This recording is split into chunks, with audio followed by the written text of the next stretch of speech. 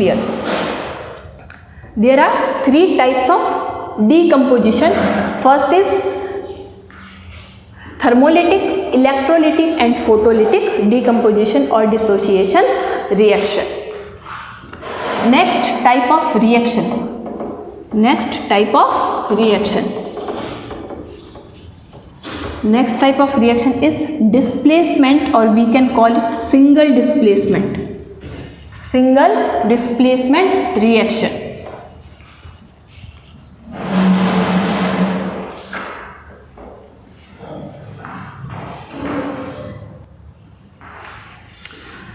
So next type of reaction is single displacement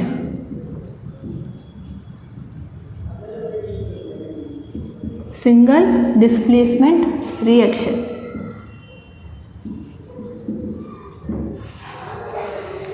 First, clear the name displacement. Displacement का मतलब क्या होता है कि जैसे हमारे पास में कोई बैठा है, उसको हमने क्या कर दिया, उसके प्लेस से डिस्प्लेस कर दिया और हम क्या कर गए, उसकी जगह पे जाके बैठ गए। तो इस जो प्रोसेस को है हम क्या कहेंगे, डिस्प्लेसमेंट।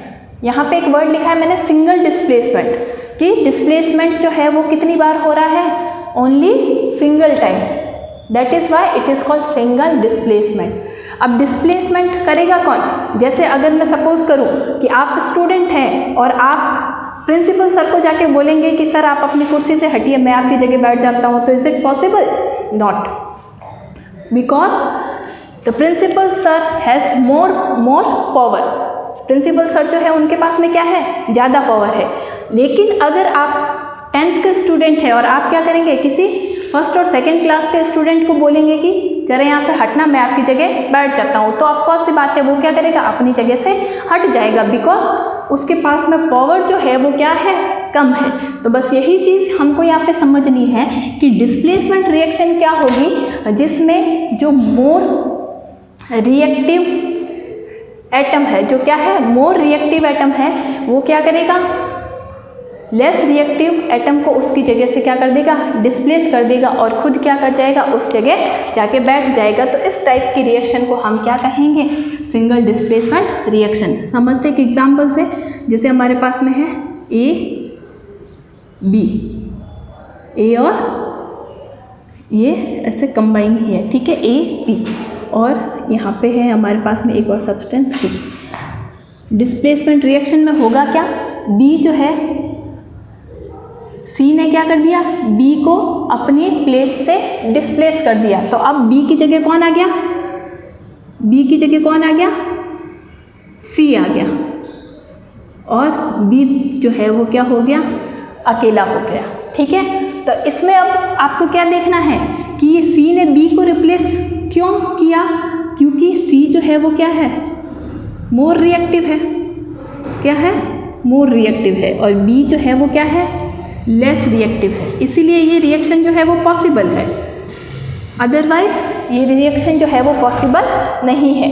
अगर ये लेस रिएक्टिव होता और बी जो है वो मोर रिएक्टिव होता, तो फिर बात कौन सी आ जाती, प्रिंसिपल सर और आप वाली बात आ जाती कि आप प्रिंसिपल सर को बोले और प्रिंसिपल सर क्या करते हैं, आपको मना कर दे कि मैं अपनी चेयर से नहीं हटने वाला। तो हमको ये चीज़ ध्यान रखनी है कि डिस्प्लेसमेंट रिएक्शन में क्या होगा कि मोर रिएक्टिव जो सब्सटेंस है वो क्या करेगा, लेस रिएक्टिव सब्सटेंस जो है उनको अपनी जगह से क्या कर देगा, डिस्प्लेस कर देगा, ठीक है। देखते हैं अब इसके एग्जाम्पल।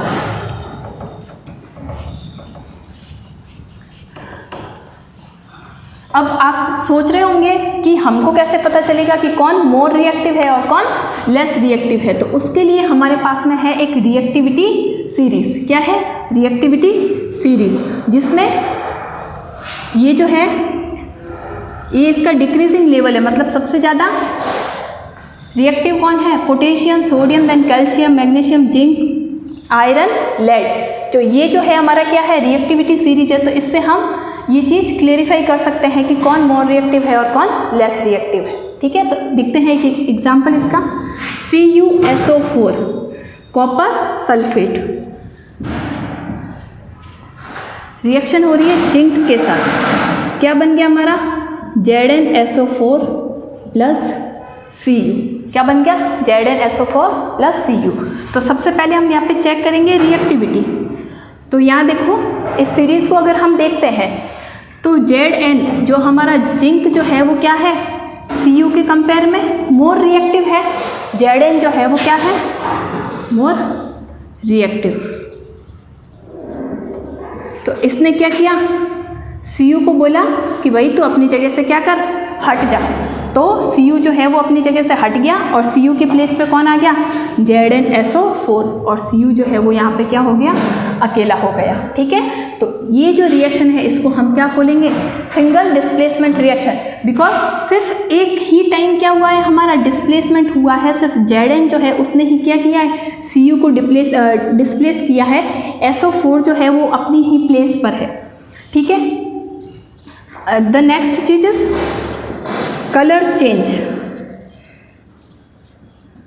जो CuSO4 कॉपर सल्फेट का जो सॉल्यूशन है उसका कलर कैसा होता है, ब्लू। कैसा होता है, ब्लू। जैसे ही हम कॉपर सल्फेट में जिंक को ऐड करते हैं तो धीरे धीरे जब जिंक जो है वो क्या करता है, कॉपर को अपने प्लेस से रिप्लेस कर देता है और सॉल्यूशन जो है वो क्या बन जाता है, ZnSO4 का। तो ये सॉल्यूशन जो है वो कैसा हो जाएगा, कलर लेस। और Cu जो है वो क्या होगा, जो भी हमारा बीकर है जिसमें हम ये रिएक्शन करवा रहे हैं उसमें क्या होगा, Cu जो है वो उसके नीचे ऐसे जम जाएगा। ऊपर वाला जो सॉल्यूशन है वो अब किसका बन गया है, ZnSO4 का। और ZnSO4 का जो सॉल्यूशन है वो क्या होगा, हमारा कलर लेस। मतलब धीरे धीरे जो हमारा ब्लू कलर था सॉल्यूशन का वो धीरे धीरे क्या हो जाएगा, डिसअपियर हो जाएगा और हमको क्या मिल जाएगा, ZnSO4। तो ये है हमारी डिस्प्लेसमेंट रिएक्शन। नेक्स्ट रिएक्शन जो होती है वो होती है डबल डिस्प्लेसमेंट रिएक्शन। लेकिन सिंगल डिस्प्लेसमेंट रिएक्शन में ये जो है ये एग्जाम पॉइंट ऑफ व्यू से क्या है, इम्पॉर्टेंट है। कई बार पूछ लिया जाता है कि रिएक्टिविटी सीरीज़ क्या होती है, उसको लिखिए। तो ये सीरीज़ जो है वो आपको याद होनी चाहिए, तभी आप इस टाइप की जो रिएक्शन है उसको देख सकते हैं कि ये रिएक्शन जो है वो हो सकती है या हो नहीं हो सकती। अगर इस सेम रिएक्शन को मैं ऐसे लिख लूँ, ZnSO4 और यहाँ पे मैंने क्या कर दिया, Cu, तो एग्ज़ाम में आपको क्या कर दिया, इस टाइप से रिएक्शन दे दी और क्वेश्चन क्या पूछ लिया कि ये रिएक्शन जो है वो पॉसिबल है या नहीं है।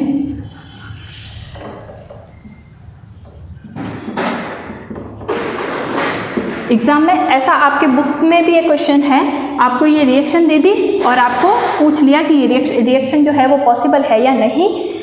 रीज़न भी हमको क्या करना है, क्लेरिफाई करना है कि रीज़न जो है वो क्या है, कि अगर ये पॉसिबल है तो ठीक है, अगर नहीं है तो क्यों नहीं है। तो इसमें आपको ये चीज़ देखनी है कि यहाँ पे अब क्या है, Zn जो है वो Cu के कंपेयर में क्या है, मोर रिएक्टिव है और Cu जो है वो लेस रिएक्टिव है। तो लेस रिएक्टिव जो है वो मोर रिएक्टिव को अपने प्लेस से डिस्प्लेस नहीं कर सकते, इसीलिए इस टाइप की रिएक्शन जो है वो क्या है, पॉसिबल नहीं है। तो ये चीज़ आपको कहाँ से समझ में आएगी, रिएक्टिविटी सीरीज से समझ में आएगी। इसीलिए आपको ये जो चीज़ है वो क्या होनी चाहिए, याद होनी चाहिए।